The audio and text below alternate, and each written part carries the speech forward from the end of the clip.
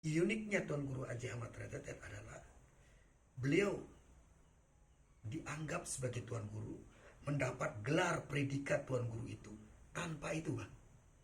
Tanpa memiliki audien pengajian dan tanpa memiliki yayasan. Satu-satunya berarti.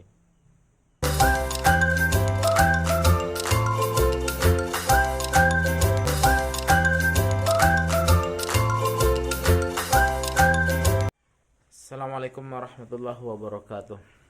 Waalaikumsalam warahmatullahi wabarakatuh. Selamat malam Bang Komeng. Malam. Bagaimana Bang? Ini saya dengar-dengar ini Abang sedang menyusun tesis S3 ya Bang ya? Bukan tesis, Pak. Apa namanya? Kalau tesis itu S2. ya Disertasi. Tapi sebenarnya kalau dibahasakan skripsi juga sama saja lah. Skripsi tapi untuk S3 gitu kan. Ya maklum lah, saya kan cuman pernah S1 dan banyakan nyontek dulu kan. Nah itu hanya istilah saja. Sama seperti guru, Bang. Guru sama saja. Ada guru ngaji, ada guru olahraga, ada guru SD. Nah kalau TK, guru kan ada guru SMA, dan ada guru dosen di universitas. Guru tapi tetap di universitas. Ngajarnya lokasinya di universitas. Sehingga namanya sebenarnya kan berbeda. dosen. Nah makanya hanya ini persoalan. Kenapa nggak adanya cuma tuan guru? Kenapa Nggak nggak ada ada tuan dosen gitu? Kan lebih tinggi dia. Ini berbicara tentang itulah, artinya mungkin saya tidak tahu kenapa dipilih diksi itu, mungkin untuk kenyamanan semantik atau untuk Enggak kan, kalau kita lihat dari tingkatan kan dosen ini syaratnya pun sekarang nggak boleh dosen S1 kan, harus S2, S3 kan minimal kan. Nah, artinya kalau misalnya ini dalam pikiran ini kita cari istilah tuan dosen gitu loh Bang. Ya itu kan persoalan definisi yang disepakati, Pak. Yang disepakati gitu itu, Pak. Ini Jadi persoalan bahasa. kalau lagi mau ceramah itu yang dikasih tuan guru dulu. Setelah nanti di sesi terakhir kita akan dengarkan dari tuan dosen. itu kan apa namanya, kembali lagi ke persoalan sosial semantik Ya. semantik sosial. Jadi mana yang disepakati Ya. dengan nilai-nilai yang berlaku di situ ya. Tapi ada historitas panjang. Kalau tuan guru itu Bang, itu gelar dari siapa sebenarnya? Tuan guru itu timbul karena faktor sosial. Tuan guru itu timbul karena faktor sosial. Dan kenapa faktor sosial? Yaitu legitimasi publik. Karena tidak ada ujian dan sertifikasi tuan guru. Lah itu maksud saya. Yang tidak ada. Dan sangat lokalistik. Gitu Sangat ya. lokalistik. Saya katakan lokalistik karena tuan guru ini, jika saya tidak salah nih ya, Iya. ini dapat kita temui di Nusa Tenggara dan Sulawesi. Sumatera juga ya. Tidak tahu saya dia pakai gelar tuan guru atau datuk kebanyakan. Enggak, tuan guru juga kalau nggak salah. Tidak tahu saya kalau tuan guru. Jadi kebanyakan dia pakai kiai, atau kalau di Minang Jawa, kan datuk gitu kan. Oh di Jawa kiai. Tapi makna kiai di Jawa dia berbeda dengan makna nasional, Pak. Contoh, kiai di Jawa ini lebih luas, tidak personal. Contoh, pusaka Sunan Kudus yang diwariskan ke siapa namanya, partner rival politiknya Jaka Tingkir itu, Arya Penangsang, itu Kiai Setan Kober, kiai, Pak. Kiai Setan Kober. Ki mungkin. Kiai, Bukan Ki setan. bukan, Kiai Setan Kober namanya. Di Solo sampai sekarang ada namanya Kiai Slamet, itu kerbau, Pak. Apa? Orang kerbau, Kiai Slamet namanya. Kerbau. Kerbau di Solo. Jadi pengertiannya dong gimana? Kiai itu kalau di Jawa itu, dalam, saya pernah mendengar ceramahnya salah seorang mubalik NU, maksudnya mengatakan bahwa kiai di Jawa itu sesuatu yang bertuah, sesuatu yang memiliki tuah dan karomah.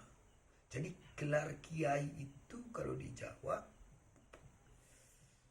sesuatu yang memiliki kekuatan, Kelebihan yang khusus ya. kelebihan khusus. Nah, kemudian nasional mengadopsinya sebagai nasional diadopsi khusus bagi orang Islam, ya kan? Karena kiai itu tidak ditemukan di agama lain kan? Ya. Khusus bagi orang Islam. Akhirnya kiai ini digunakan bagi mereka yang memahami, mempunyai kelebihan dalam pengetahuan keagamaan. Begitu kiai. Oh iya, Nah, berarti kalau kembali ke Tuan Guru tadi, kalau di wilayah Nusa Tenggara dan Sulawesi yang saya tahu, di Sumatera saya belum tahu Pak kiai itu. Di Sulawesi sama di Nusa Tenggara, gelar kiai yang nasional tadi mirip dengan Tuan Guru tadi itu. Jadi orang yang sudah diakui, diakui keilmuannya dalam persoalan agama, dan satu lagi sudah haji. Karena dulu sulit haji Pak. kalau belum haji belum bisa jadi tuan guru. Belum Ustadz. Ya. Jadi atau apa namanya ya, guru lebih ada, lebih kalau sasak guru. Kiai atau tuan guru yang populer, sangat terkenal di Lombok, mungkin abang juga paham sejarahnya, ada terkenal sekali yang namanya Tuan Guru Haji Tretetet. Tuan Guru Haji Ahmad Tretetet. Ya, Tuan Guru Haji Ahmad Tretetet. Itu hebat, fenomen, luar biasa Pak. Maksud saya begini, sepanjang pengetahuan saya nih, sekali lagi mungkin tidak semua tokoh di Sasak ini habis saya baca kan. Tapi sepanjang pengetahuan sederhana saya, banyak tuan guru di Sasak ini itu lahir karena memiliki lembaga. Yang sekarang Dari dulu, ya, karena memiliki lembaga pendidikan. Setidaknya dia memiliki santren musol atau santren tempat pengajian khusus dan tahan lama, berlangsung lama. iya, Itu kalaupun lalu. Jadi beliau rutin memberikan ajaran itu, membimbing umat dalam kurun waktu yang sangat lama, dan turun temurun. artinya baru dia dapat gelar, diberikan sama satu sosial itu sama masyarakat, atau dia memiliki lembaga pendidikan. Uniknya Tuan Guru Haji Ahmad Tretetet adalah beliau dianggap sebagai tuan guru, mendapat gelar predikat tuan guru itu tanpa itu Bang, tanpa memiliki audien pengajian dan tanpa memiliki yayasan. Satu-satunya berarti. Mungkin ada, tapi sepengetahuan saya baru itu di Nusa Tenggara yang saya tahu. Nah, ini Tuan Guru Haji Ahmad Tretetet itu ya, makanya saya pernah membaca sekilas itu, Tuan Guru tanpa pondok pesantren, dia bilang gitu. Tapi sebenarnya bukan hanya pondok pesantren, mungkin jamaah pengajiannya di mana tempatnya itu juga bingung kita Bang. Tapi beliau disebut tuan guru. seantero Nusa Tenggara Iya. mengatakan bahwa beliau Tuan Guru Ahmad Tretetet, dan luar biasa kalau kisah-kisah kewalian beliau kan gitu. Iya. Contohnya Bang, saya pernah dengar apa ya? Nah, karena begini, kita tidak hidup semasa, Iya. belum saya temukan literatur khusus tentang biografi beliau. Jadi contoh yang mampu saya ungkapkan berdasarkan cerita juga. Jadi saya juga khawatir nanti untuk menyangka, tapi bahwa Tuan Guru Ahmad ini luar biasa, luar biasa. Contoh yang pernah saya dengar nih, Iya. yang pernah saya dengar. Dan saya coba memadukan cerita itu dengan pengetahuan sejarah saya yang cukup terbatas tentang Nusa Tenggara ini. Kota pertama di Lombok itu Ampenan, kota modern. Iya. Kota modern pertama. Ini Ampenan. Maksudnya modern itu sudah masuk lu nuansa-nuansa lain selain Sasak ini, selain Nusantara. Ada pelabuhan juga kan? Ya, artinya nuansa-nuansa selain Nusantara itu sudah masuk. Wah, jangan nanti saya dikritik, ya jangan anggap nanti misalnya kota yang dibangun oleh Anak Agung Karangasem misalnya, atau kota yang dibangun oleh Raja Selapang tidak Anda anggap modern pada zamannya. Jangan sampai seperti itu.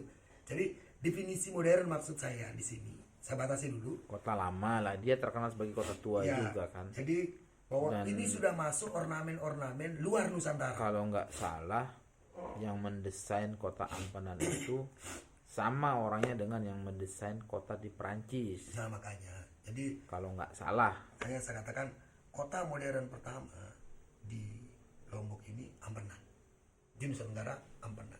Nah karenanya dulu Zainuddin Abdul Majid juga dalam salah satu biografi beliau dikatakan Zainuddin Abdul Majid Al-Anfanani.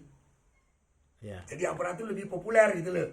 terkenal ya. Ya, terkenal, bukan Lomboknya kan begitu. Ya. Al-Anfanani. Jadi kota Ampenan itu yang disebut.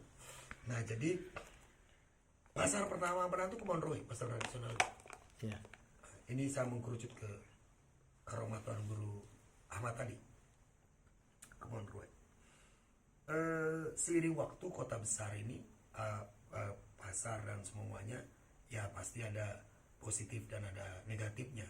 Dan bahkan dalam ajaran agama kita kalau ingin mencari hal yang paling buruk ya di pasar kan begitu. Ya. Nah, pasar itu memang dapat luar biasa. Nah, sehingga saya tidak mengatakan Kebon Roy itu apa dan tetapi bahwa tempat perjudian, tempat peminuman, tempat pelacuran, tempat itu pertama dan mirip legal, pertama dan pertama lama itu di Kebon Roy dulu kan ceritanya. Nah, suatu ketika Tuan Guru Ahmad pernah ini mampir di Kebon Roy itu dan ada perilaku aneh dari Tuan Guru Ahmad nih. Perilakunya begini, ada dagang bakso nih, dagang bakso beliau minta, tapi sekali lagi saya katakan saya tidak pernah membaca biografi tentang beliau karena belum saya temukan buku khusus tentang riwayat hidup beliau, ya kan?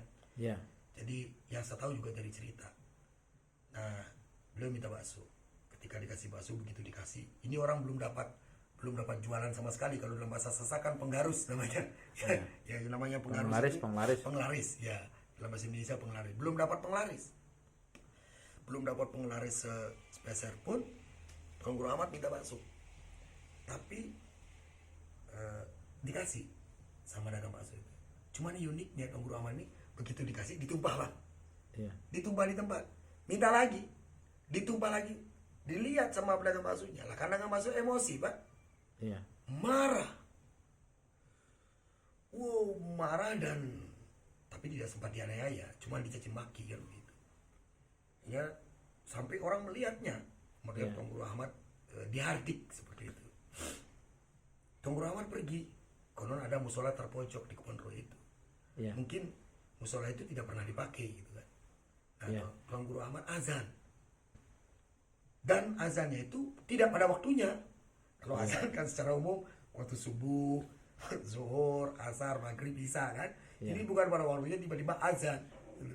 Kalau sekarang kita azan tidak waktunya, dianggap seperti bahasanya Bang Andre itu ya dianggap gila kan begitu.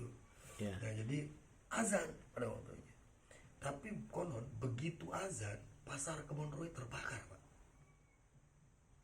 Iya. Sumber kebakaran adalah dari warung bakso itu. Iya. Nah, berita tersebar kemudian. Kenapa sampai terbakar itu? Ternyata ini rumor tapi ini sekali lagi ini cerita. Ternyata bakso yang dibuang sama Tuan Tuan Guru. Guru Ahmad ini itu daging anjing, Pak. Oh. Begitu. Daging anjing. Dan terbakarnya Kebon Roy sekaligus menghapus seluruh pola kemaksiatan yang ada di sana. Gitu. Nah, seperti itulah. Jadi beliau hampir mirip seperti Nabi Khidir, memiliki visi ke depan yang terjadi. Kalau di Al-Quran kan kita kenal namanya Nabi Hidir, dialog Iya. Musa dengan Hidir itu. Iya. Nah seperti itu. Nah jadi Tuan Guru Ahmad ini ya kurang lebih itu. Nah, banyak juga ceritanya, tapi bahwa sekali lagi tidak ada literatur khusus tentang itu. Tapi ceritanya populer sekali ya di sini ya. Sangat Pak. Dan banyak lagi cerita kisah Tuan Guru Ahmad itu, banyak sekali. Karomah beliau. Karomah beliau itu luar biasa karomahnya. Jadi Itu kalau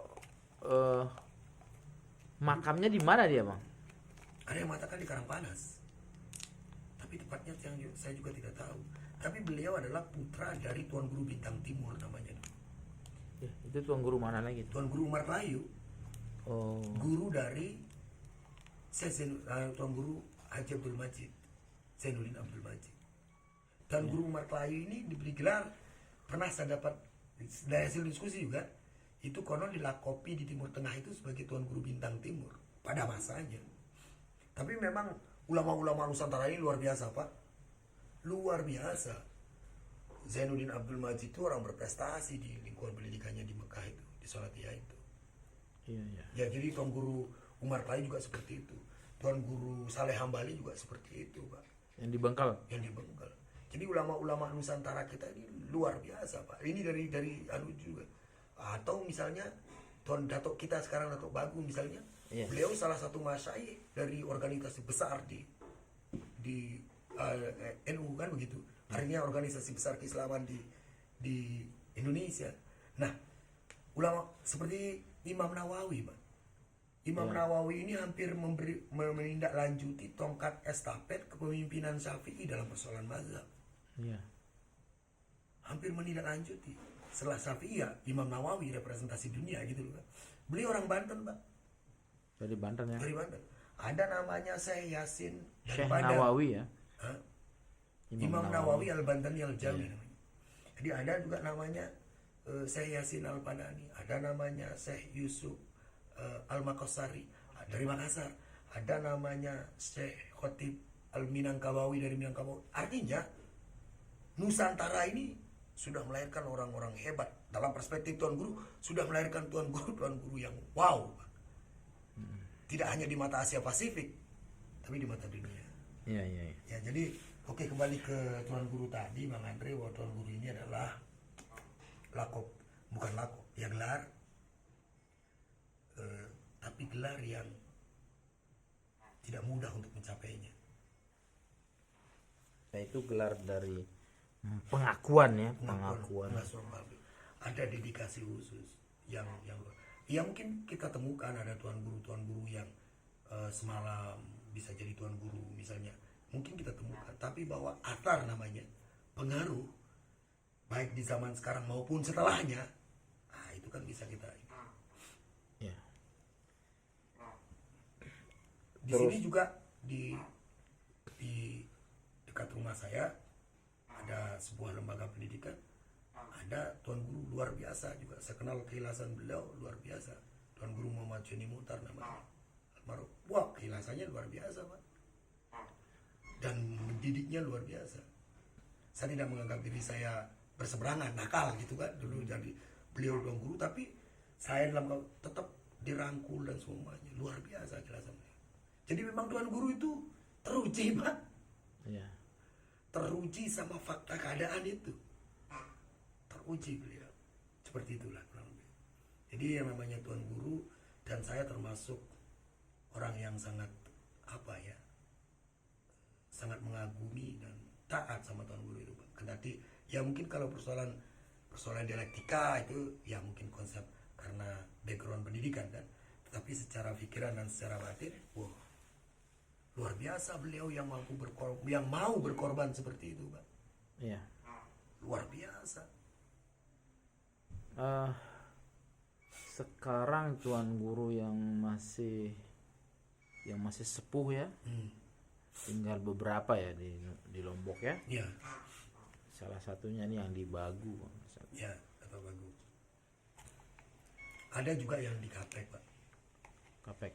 Ya, itu masih tuan guru yang di Kediri kan, tuan guru di Kediri maupun di Gresik kan sudah meninggal juga dua-duanya. Iya. Kemudian ya Tapi mudah-mudahan tuan guru muda kita sekarang ini di pondok pesantren kita ini juga luar biasa. Memang begini Pak, orang itu lahir sesuai dengan zamannya. Seperti kalimatnya Ali bin Abi Thalib, didik anak-anakmu karena mereka akan hidup di zaman mereka yang berbeda tentunya kan. Ya. Nah mungkin tantangan Tuan Guru Haji Ahmad Tetet dulu misalnya karomah karena zamannya Pak, orang berperang dan semuanya. Yang sekarang misalnya kita mau mengadakan ilmu kebal nih, orang pakai bom Pak, ya kan? Iya. Kita mau mengandalkan komunikasi jarak jauh, yuk orang sudah mau pakai HP, kalau dulu telepati. Nah jadi mungkin tingkat uji publik tingkat eksistensi Tuan Guru sekarang ini memang juga harus di reinterpretasi, di-update knowledge-nya itu mungkin. Ya karena tantangannya berbeda Pak. Tantangannya, kalau dulu mungkin tantangannya ya berjuang, berperang kan, ke Belanda kemudian menghadapi umat yang beraneka ragam. Kalau sekarang kan tantangannya cyber Pak. Tantangannya misalnya teknologi crime, digital crime, ya kan? Tantangannya adalah pengaruh gelap teknologi. Tantangannya adalah misalnya tentang ini apa namanya? Kalau penyakit virus ini bisa diatasi Pak, bisa diatasi. Tetapi budaya dan peradaban, pola pikir, tata cara, wah ngeri menyaringnya Pak. Betul. Nah, Karena masuknya sudah dari berbagai macam nah jadi media ya. tuan guru kita sekarang ini juga mungkin saya yakin tidak kalah hebat dengan tuan guru kita yang dulu. Hanya saja memang orang ini hidup sesuai dengan zamannya. Orang ini hidup sesuai. Mungkin Bang Andre juga pernah bercerita. Lah dulu saya sekolah tidak ada sepatu, dia bilang. Orang tua-tua kita kan. Anak-anak sekarang manja sekali dan semuanya. Ya wajar, semua orang dulu juga tidak ada pakai sepatu Pak. Mungkin Bang Andre mengalaminya. Kalau Mungkin saya sepatu itu termasuk barang mewah dulu. mewah. Pak, anak dulu kita makan itu luar biasa, ya kan? Begitu dapat makan sudah luar biasa. Anak sekarang diupah makan itu sulit Pak. Saking banyak godaan kan? Ada snack, ada ini, ada berbagai macam model kuliner dan model jajanan. Nah, karenanya tantangan, tuntutan kita sebagai orang tua berbeda. Nah, demikian pula saya pikir tuntutan, tantangan yang dihadapi oleh tuan guru kita sekarang ini luar biasa. Dan saya angkat jempol jika ada 18 jempol saya, 18-nya saya angkat. Bahwa tuan guru bisa eksis sekarang ini. Di hadapan tantangan seperti ini. Luar biasa. Berarti memang pola pendidikan, pola dakwah, pola penyampaian, bagaimana merubah tatanan yang terlalu banyak filtrasi ya sekarang ya. Ini punya punya seni tersendiri ya. Sehingga ya seperti yang Abang bilang tadi bahwa setiap orang lahir pada zamannya dan tantangannya juga berbeda-beda. Karena begini Bang, ketika tuan guru itu misalnya, atau jangankan kita, saya ambil tuan guru, jangan sebelum saya contohkan ke tuan guru saja. Dulu HP saya 3310 Bang. Apa itu? HP saya 3310 mereknya. HP ya? HP dulu Bang. Lah kalau misalnya saya tidak upgrade, maka saya hanya bisa nelpon dan SMS. Tidak bisa, MMS tidak bisa. Itu jaringannya udah nggak kepake. Tidak apa ya. Seperti itu. Dulu HP saya 3310. Sekarang zaman Android. Nah, artinya ini pada zamannya berbeda. Jika tuan guru misalnya, yang sekarang tetap akan mempertahankan tradisi lama sekali, lokalistik sifatnya Bang. Tuan guru yang akan mampu menembus batas geografis, ya kan? Itu adalah yang mampu beradaptasi dengan zaman. Termasuk menggunakan media-media. Pasti Pak. Termasuk menggunakan media. Karena dia bisa menyentuh seluruh lapisan masyarakat. Kalau misalnya sekarang orang berdakwah, misalnya jamaah ini Pak, gajian. Oke, jamaah tabligh akbar paling banter 1000. Ya. Lah kalau orang misalnya mampu berdakwah itu jutaan yang mampu menyaksikan, Pak. Pakai follower Iya. atau subscriber. Dan dinikmati. Ya, ya, ya, ya. Gitu loh. Kalau yang 1000 itu belum tentu mendengar kan begitu. Nah, Ya. tuan guru yang eksis kemudian adalah yang mampu mengimbangi itu semua. Dan saya seperti tadi Bang Andre saya katakan, saya kagum sama tuan guru orang yang mendedikasikan dirinya untuk umat, kemudian mendapat gelar tuan guru. Ini luar biasa, Bang Andre. Karena pilihan yang sulit ya. Bukan sulit. Fitnah kalau sulit itu. Terlalu amat sangat sulit sekali.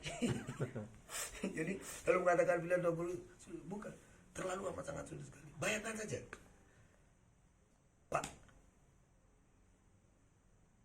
untuk menjadi seorang tuan guru, untuk beliau harus berusaha, ada namanya warok hukumnya itu. Ya. Warok itu menjaga diri, dari hal-hal yang mubah, dari hal-hal yang boleh dilakukan, bukan dosa dan menjadi kegemaran banyak orang, tetapi membatasi diri. Iya. Contoh, Itu namanya warok. itu namanya. Artinya menjaga diri, warok itu. Contoh nih, contoh misalnya nih, ketika saya punya uang dan saya lihat dagang bakso, begitu saya keluar terminal, saya lihat dagang bakso, saya beli bakso dan saya duduk makan di sana karena bakso itu lebih enak dimakan pada waktu hangat, Iya. ya kan? Iya. Lebih enak dimakan pada waktu hangat. Nah, itu kan pertama saya punya uang, Iya. kemudian saya beli halal, Pak. Halal. Halal. Kemudian saya duduk di sana bukan tempat orang karena disediakan. Ya kan? Betul. Karena disediakan. Kemudian hanya saja saya duduk. Nah, untuk menjadi tuan guru, Pak, kita harus berusaha menghilangkan selera itu. Itu hal sederhana. Sangat sederhana. Sangat sederhana, Pak. Atau berenang misalnya, Pak, ini. Berenang. Berenang. Renang itu diakui sebagai olahraga terbaik, Pak. Iya. Diakui sebagai olahraga terbaik, apapun alasannya. Saya juga dengan kacamata keagamaan saya mengatakan, karena ada hadis yang mengatakan begini, alimu auladakum arrimaya wasibahah. Iya. Didiklah anak-anakmu itu memanah, melempar, kalau sekarang mungkin menembak menggunakan AK-47 dan jenis jenis penembakan lain untuk melatih konsentrasi, dan sibahah. Ternyata renang itu merupakan olahraga terbaik yang mampu mengoptimalkan seluruh indera, seluruh saraf, akal pikiran dan semuanya sampai fisik, ya kan? Iya. Nah, tapi tuan guru harus menghilangkan itu, Pak. Hilangkan itu. Dan yang namanya renang, Pak, maaf, saya pernah berenang. Ini tidak enak kalau dilakukan sendiri. Karena khawatir kalau kita tenggelam dan yang nolong. Ya berenang di laut, Pak. Ya, makanya kan di laut kan aja banyak teman. Iya. Dan untuk berenang, kan ada pakaian renangnya, Pak. Iya. Lah kan? Lah tidak mungkin pakai seperti ini. Apalagi pakai jubah. Lah dikira cucian hanyut. Nah makanya jadi kembali ke tadi, saya angkat jempol kepada para tuan guru kita yang mendedikasikan diri dan menempatkan pilihan untuk itu. Itu pilihan yang terlalu sulit, amat sangat sulit Di sekali. samping memang harus keilmuannya ya, Iya. tetapi juga dituntut keikhlasan dan Iya, mendedikasikan relaan untuk umat, hati. Pak. Iya. Mendedikasikan untuk umat. Ya. Ini sudah luar biasa, Pak. Jadi saya angkat jempol sama tuan guru kita, dan tetap harapan kita bahwa semoga beliau selalu sehat-sehat selalu kan gitu. Itu harapan kita. Sehingga harapan umat ini pun akan tetap seperti itu. Cuman ya itu, apapun itu, misalnya saya punya rokok nih Bang Andre. Di antara bungkus rokok ini terkadang ada yang bagus, tapi ada yang sedikit bolong sehingga kalau dihirup kurang seret gitu kan.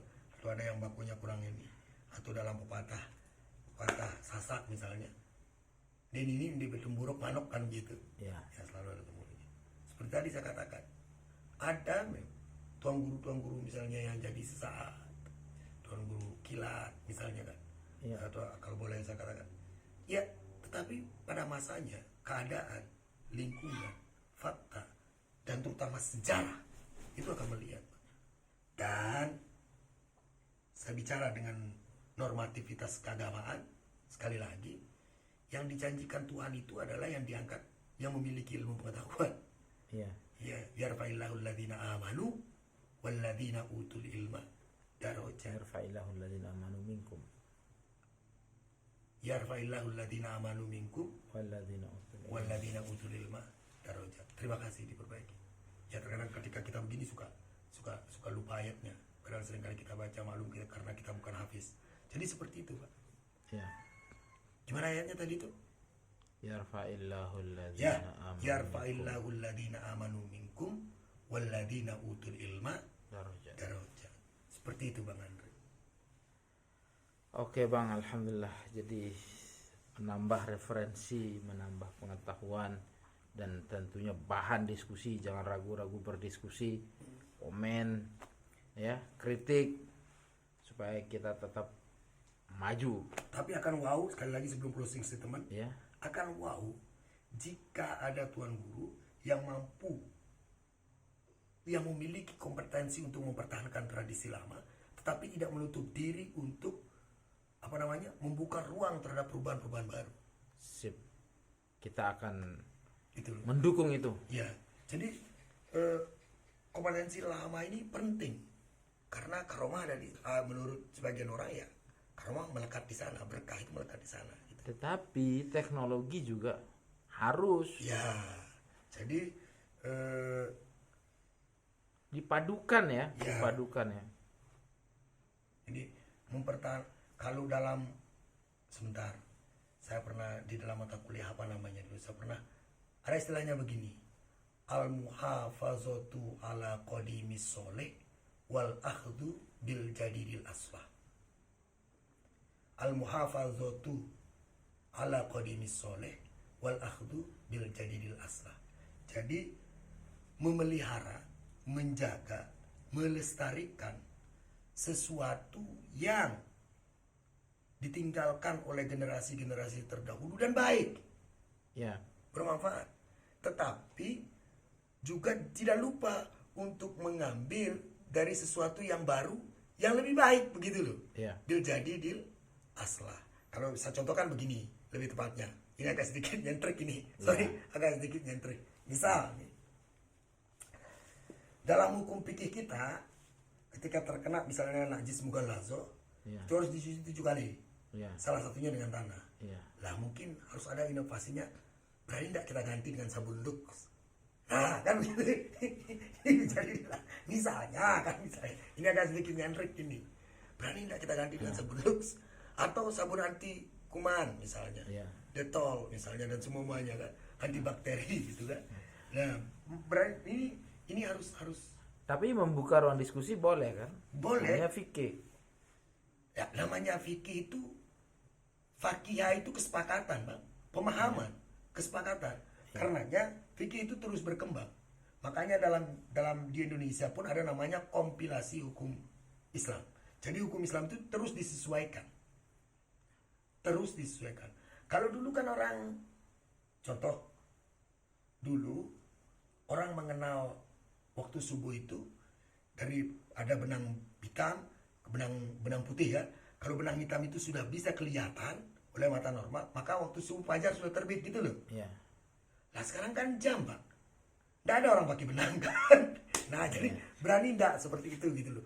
Melakukan, termasuk dalam persoalan metode dakwah tadi yang seiringnya harus menyentuh digital dan semuanya seperti itu. Ya. Termasuk busana. Harus berani, Pak. Ya. Harus berani. Mode. Ya kalau tidak, kita akan ketinggalan. Umat Islam ini akan ketinggalan.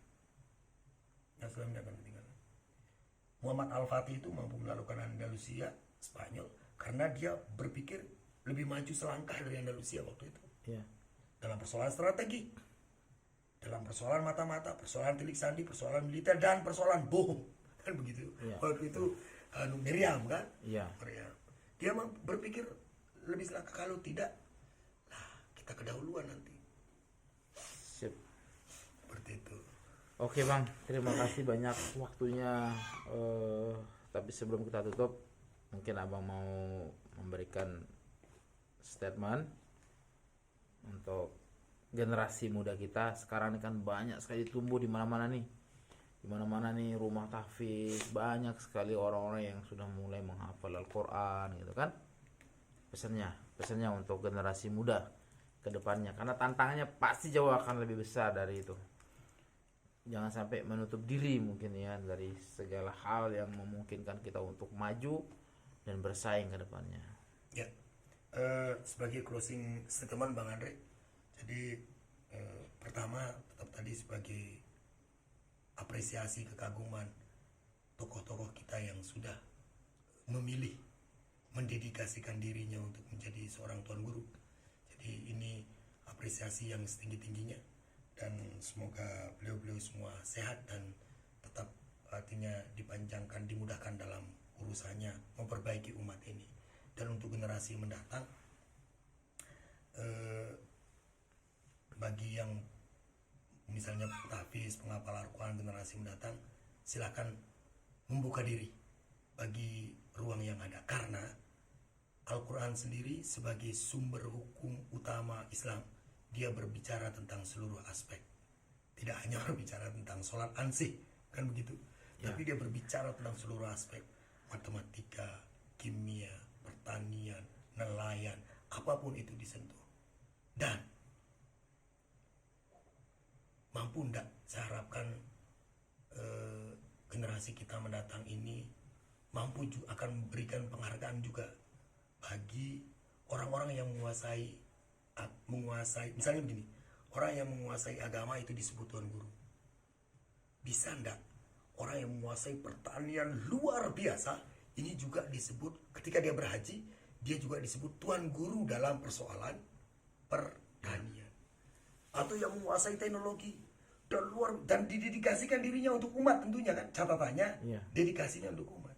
Nah saya kira itu, ini tantangan untuk generasi mendepan, generasi ke depan. Karena kalau tidak, kita akan kehilangan ilmuwan.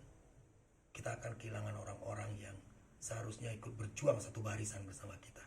Saya kira itu. Oke, terima kasih Bang Komeng. Semoga selalu dalam keadaan sehat, dalam lindungan Allah Subhanahu wa taala. Assalamualaikum warahmatullahi wabarakatuh. Waalaikumsalam. Keren.